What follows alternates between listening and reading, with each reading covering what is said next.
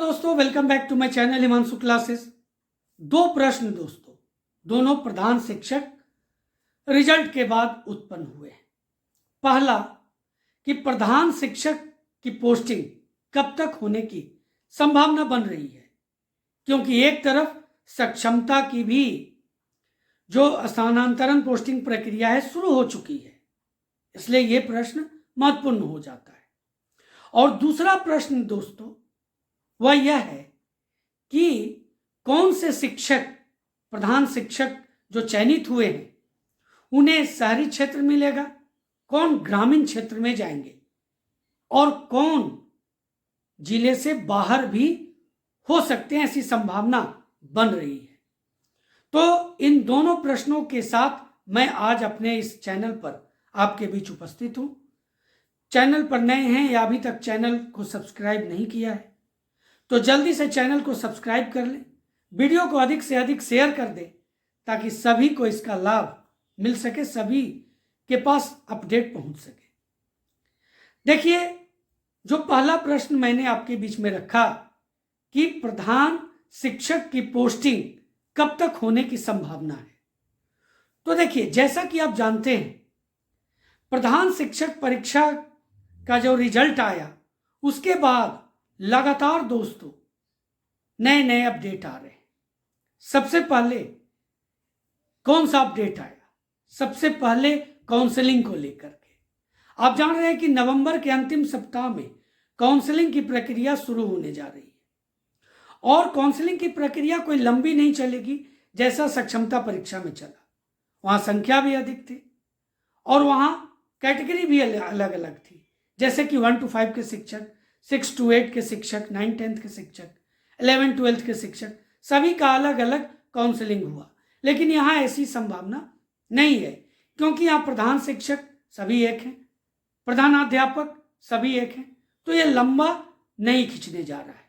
अगर मैक्सिमम देखा जाए तो 1 सप्ताह और कम से कम 2 से 3 दिन में भी संपन्न हो सकती है, अगर शिक्षा विभाग सभी जिलों में एक साथ दोस्तों काउंसलिंग की प्रक्रिया शुरू कर दे तो मैक्सिमम 2 से 3 दिन में समाप्त हो सकती है। अब उसके उपरांत समझ लीजिए, उसी समय आपसे ऑप्शन मांगा जा सकता है। अब परमंडल वाइज हेडमास्टर को मांगा जा सकता है और जो संभावना बन रही है प्रधान शिक्षक के मामले में, वो जिलों का आपके से ऑप्शन मांगा जा सकता है, या फिर शिक्षा विभाग इसको रैंडमली, जैसा कि आप जान रहे हैं तत्काल जो न्यूज है वो ये है कि सॉफ्टवेयर के माध्यम से प्रधान अध्यापक और प्रधान शिक्षकों की पोस्टिंग होगी। तो ये भी संभावना बन रही है, आगे ये कुछ दिनों में बिल्कुल साफ हो जाएगा। तो जब पोस्टिंग की अगर बात करें तो मैक्सिमम आप समझिए कि काउंसलिंग के बाद 10 दिन का आप समय ले लीजिए, जहां पर शिक्षा विभाग इस पर कार्य करेगी। तब तक शिक्षा विभाग जो डिमांड, शिक्षा विभाग ने सभी जिलों से डिमांड किया है कि प्रधानाध्यापक और प्रधान शिक्षक के कहाँ कहाँ पोस्ट खाली हैं, इसका वो ब्यौरा दे, तो ये भी पहुंच जाएगा। तो 10 दिन का स्पेयर आप मान सकते हैं, किसके बाद? काउंसलिंग के बाद।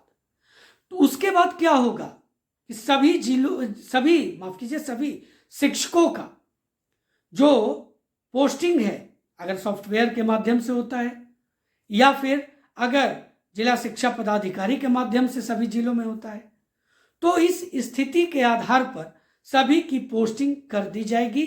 यानी कि किस तरह की बात मैं बता रहा हूं, सभी को विद्यालय प्रतिस्थापन पत्र प्राप्त हो जाएगा। उसके बाद आपको एक समय दिया जाएगा जिसमें आपको जाकर के अपने नए विद्यालय में ज्वाइन करना होगा। और ये इसमें मैक्सिमम आप समझ जाइए कि दिसंबर के अंतिम सप्ताह तक इसकी संभावना बन रही है आपकी पोस्टिंग की, फाइनल पोस्टिंग की। और ये मैं क्यों कह रहा हूं सो समझिए।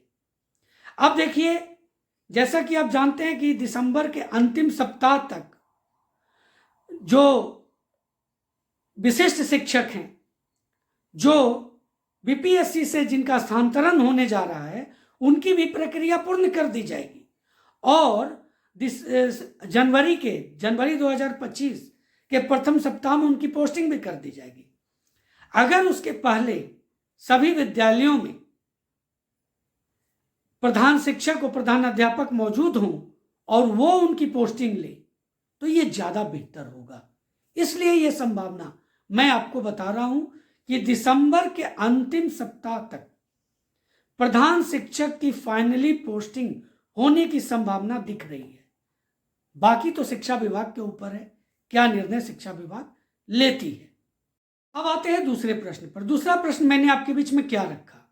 दूसरा प्रश्न था दोस्तों कि प्रधान शिक्षक के रूप में किन शिक्षकों की पोस्टिंग शहर में होगी, कौन ग्रामीण में जा सकते हैं और कौन जिले के बाहर भी जा सकते हैं, यानी उनको गृह जिला नहीं मिलेगा। तो दोस्तों यहां पर मैं आपको बता दूं कि जिस तरह से रिजल्ट जितनी संख्या में है प्रधान शिक्षक का और जिलों से अगर डिवीजन किया जाए तो औसत जो आता है वो सभी जिलों के रिक्ति के लगभग बराबर आता है। कुछ जिले ऐसे हैं जहां पर हो सकता है कि जो रिजल्ट आ रहा है वो रिक्ति से अधिक हो, तो उस स्थिति में दोस्तों वो शिक्षक थोड़े से डेंजर जोन में जा सकते हैं जिनका रैंकिंग बहुत नीचे है या सबसे आखिरी में। उन शिक्षकों पर थोड़ा सा ये डेंजर जोन में वो आ सकते हैं, उन पर थोड़े सा संकट के बादल मंडरा सकते हैं, इस तरह का। लेकिन एक उम्मीद है 90% जो अपने जिले में रहने की प्रबल संभावना। अब यहां पर शहरी और ग्रामीण की बात करते हैं। अगर शहरी और ग्रामीण की बात करें दोस्तों तो जान लीजिए कि जो मेरिट में ऊपर हैं, ऐसे तो आप जान रहे हैं कि सॉफ्टवेयर के माध्यम से रैंडमली पोस्टिंग होगी, लेकिन इसमें ख्याल रखा जाएगा उनका रैंकिंग का, उनका मेरिट लिस्ट का। तो इस आधार पर शहरी क्षेत्र में जो ऊपर के मेरिट लिस्ट वाले हैं उनकी ही संभावना है दोस्तों कि वो शहर में जाएंगे और सभी कैटेगरी के लिए ये होगा। ऐसा नहीं है कि रिजर्व वालों के सही भर दिया जाएगा, ओबीसी वालों से ही भर दिया जाएगा। सभी कैटेगरी के रूप में इस तरह की पोस्टिंग होगी और जिनका सभी कैटेगरी में ऊपर मेरिट लिस्ट में है वो दोस्तों शहरी क्षेत्र में जाएंगे। और उसी तरह से दोस्तों डिसेंडिंग ऑर्डर में जैसे उनका मेरिट लिस्ट बना हुआ है, उनकी रैंकिंग है, उस तरह से उनकी पोस्टिंग होती चली जाएगी। तो ग्रामीण क्षेत्र में जिनका मेरिट लिस्ट नीचे है उनकी संभावना बनती है और जिनका मेरिट लिस्ट में ऊपर है, जिनका रैंकिंग ऊपर है, उनको शहरी क्षेत्र मिलने की प्रबल संभावना है। जिले के बाहर की बात मैंने आपको बता दिया। ये उनके लिए रेयर हो सकता है जिसकी संभावना ना के बराबर है, जिनकी रैंकिंग सबसे नीचे है। तो ये दो महत्वपूर्ण सवाल थे जो मैंने आपके बीच में रखा। उम्मीद है आप इन प्रश्नों का एक सार्थक उत्तर जान करके संतुष्ट होंगे। अपना कमेंट जरूर करें। चैनल पर नए हैं या अभी तक चैनल को सब्सक्राइब नहीं किया है तो जल्दी से चैनल को सब्सक्राइब कर लें और एक बार फिर मैं कहूँगा इसको ज़्यादा से ज़्यादा शेयर कर दें। तो दोस्तों मिलते हैं अगले वीडियो में, तब तक के लिए जय हिंद।